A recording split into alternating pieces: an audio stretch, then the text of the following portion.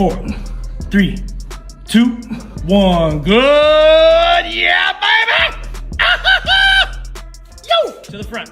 10, 9, 8, 7, 6, 5, 4, 3, 2, 1. Dmitry Bivol is finally preparing to make his long-awaited return on May 30th, stepping back into the ring in Russia to defend his light heavyweight titles against Michael Eifert. At one point, fans expected this fight to land on the massive Egypt card connected to Alexander Usyk, but it will now headline its own event in Ekaterinburg instead. Bivol has not fought since his intense rematch victory over Artur Beterbiev back in February 2025, and many people believed a trilogy fight would immediately follow. There was also major buzz around a possible showdown with David Benavidez, but after Bivol chose to vacate one of his titles rather than move forward with that matchup, the reaction across the boxing world became massive almost overnight.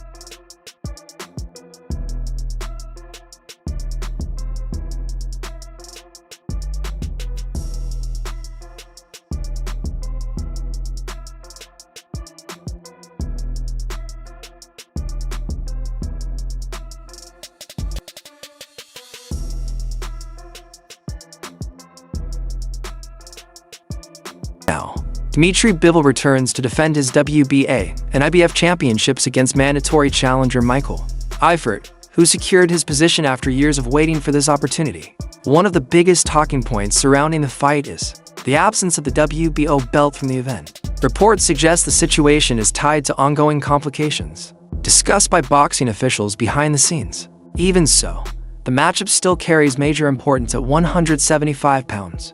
With multiple world titles and ring recognition remaining on the line for Bivol. This is not just about defending belts anymore. It is about proving he still belongs at the very top after a long period away from competition. The exercise where I'm doing my abs and the tailor is hitting me, it's more like all of this stuff, it's more like a little bit for fun. And at the same time, I did around 20, maybe 25 like reps. Your trainer looks like he's enjoying. Yeah, he was enjoying, of course. And another one with burn machine, it's more for your arm, for this stuff. And he was hitting also my body for me to not lose it, to be in shape when I'm doing this exercise.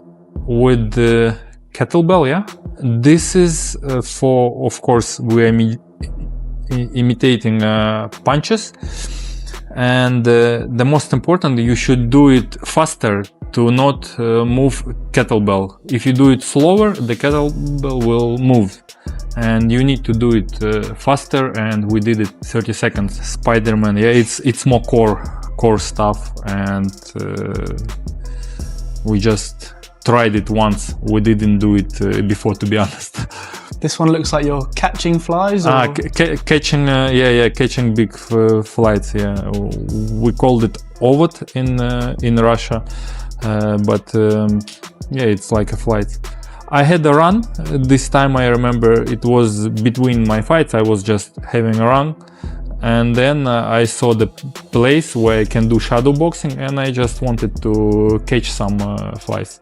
So you come up with these, or does your trainer come up with these workouts? Most of it, of course, it's Taylor creating, but sometimes he's creating during the session because he could see that I'm doing something and I'm not doing it right how he wants, and he's editing something.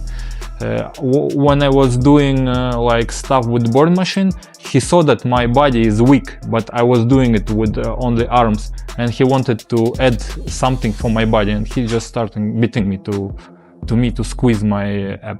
So you're feeling the effects, you're feeling when you go into fighting, you can feel it. Yeah. While Dmitry Bivol has stayed relatively quiet publicly since defeating Artur Beterbiev, he has continued putting in work behind closed doors preparing for his comeback. In a recent interview, Bivol revealed that shoulder surgery played a major role in keeping him inactive for so long. He also addressed the growing conversations around several major names in and around the division, including David Benavidez and other possible future opponents. Those comments immediately fueled more speculation about where Bivol's career could head next. once he officially returns to action later this month. Just the Ring magazine here at the Ring Awards with Dmitry Bivol. You're nominated for one award this year, the Fight of the Year with Artur Beterbiev, your rematch which you came out on top of. Just talk to me about how good that fight was for yourself back at the start. Against Beterbiev, you mean? Yes. You know, this is hardest fight in my life, and I had the most dangerous opponent. I think he's the most dangerous fighter in boxing.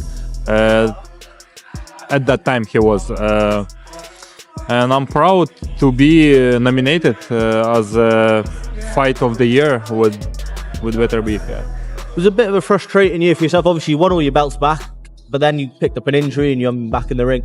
But how much are you itching now to get back into the ring and start showing the world again what you can do?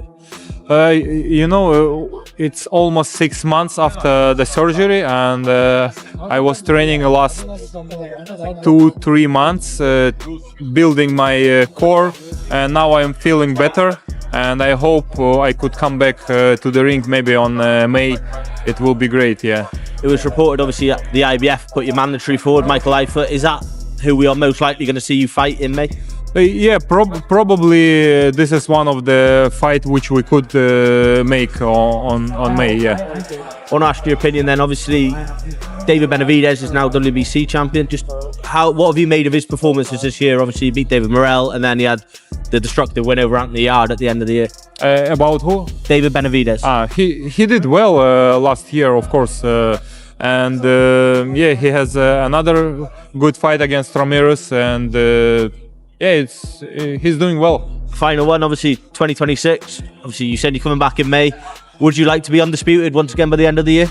Yeah, why not? Why not? Yeah, this is one of the options. Also, there is Benavidez, there is Beterbiev still, and also I'm open for cruiserweight. Why not? Yeah, I would like to get a chance to fight for another belt also. Dmitry Bivol appears interested in both a trilogy fight with Artur Beterbiev and a future clash against David Benavidez. However, recent statements from his team suggest the Beterbiev trilogy is currently viewed as the priority.